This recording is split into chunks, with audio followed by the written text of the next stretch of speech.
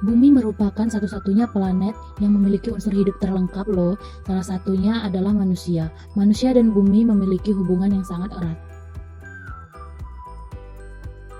Dalam melakukan berbagai aktivitas, manusia tentu akan menggunakan transportasi seperti kendaraan bermotor. Penggunaan kendaraan bermotor dapat mengeluarkan polutan yang berbahaya bagi kesehatan.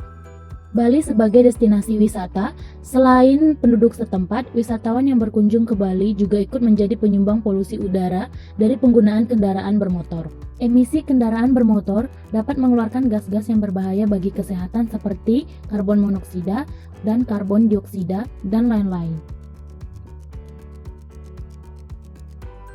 Apakah kalian mengetahui apa itu polutan? Atau apakah kalian pernah membaca di buku-buku tentang polutan? Jadi, polutan merupakan bahan yang mencemari udara seperti karbon monoksida dan karbon dioksida dan lain-lain. Adapun dampak polutan bagi kesehatan, yaitu bisa menyebabkan sesak napas dan kadang-kadang bisa juga menyebabkan alergi. Environmental Protection Agency menjelaskan bahwa polusi di dalam ruangan 2 hingga 5 kali lebih berbahaya dari polusi udara di luar ruangan. Cara mengatasi polusi udara di luar ruangan dapat dilakukan dengan menanam pohon atau tanaman-tanaman penyerap polutan. Sedangkan polusi udara di dalam ruangan dapat diatasi dengan cara menanam tanaman tertentu atau tanaman-tanaman penyerap polutan di dalam ruangan. Di dalam ruangan, zat-zat polutan akan diserap oleh tanaman untuk kebutuhan proses respirasi tanaman.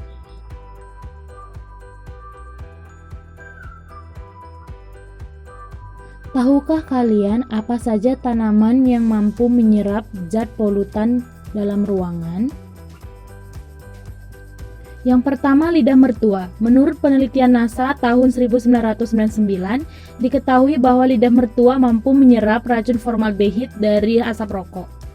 Yang kedua, bunga krisan. Ternyata bunga ini mampu menyerap berbagai zat berbahaya seperti benzena, formaldehid, amonia, dan xilen.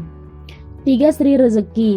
Ternyata tanaman ini mampu menyerap racun seperti gas-gas berbahaya dari asap rokok. Keempat, gerbera. Tanaman ini mampu menyerap racun dari asap rokok dan gas polutan. Selain itu, mampu menghasilkan uap air yang dapat membuat udara dalam ruangan semakin segar.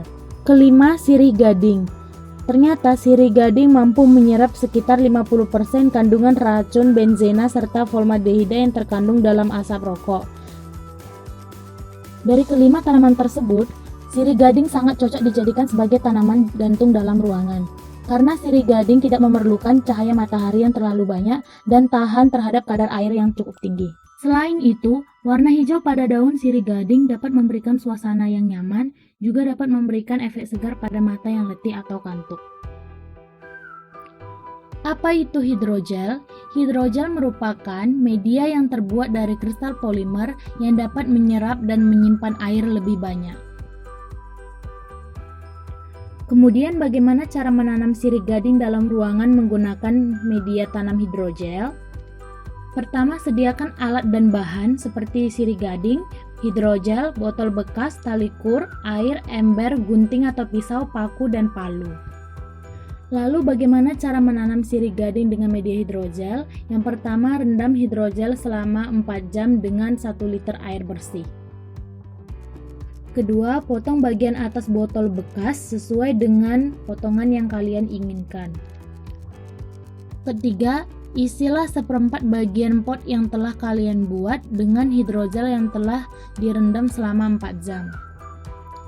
Setelah itu, masukkan tanaman bibit sirih gading ke dalam pot bekas yang telah berisi hidrogel 1/4 bagian. Kemudian, tambahkan hidrogel hingga menutupi akar sirih gading. Kemudian, tanaman sirih gading dapat diletakkan di meja atau digantung. Jika digantung, maka buatlah simpul tali untuk tanaman gantung terlebih dahulu.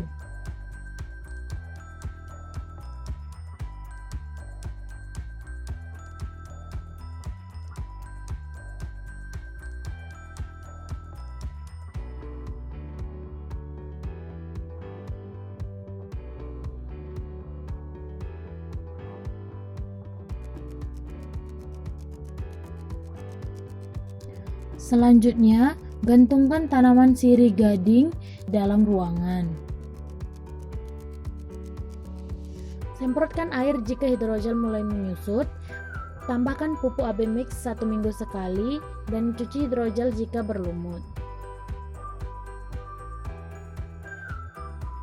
Tanaman sirih gading di dalam ruangan akan meningkatkan kualitas udara dalam ruangan sehingga ruangan terasa lebih bersih dan nyaman. Terima kasih dan selamat mencoba ya.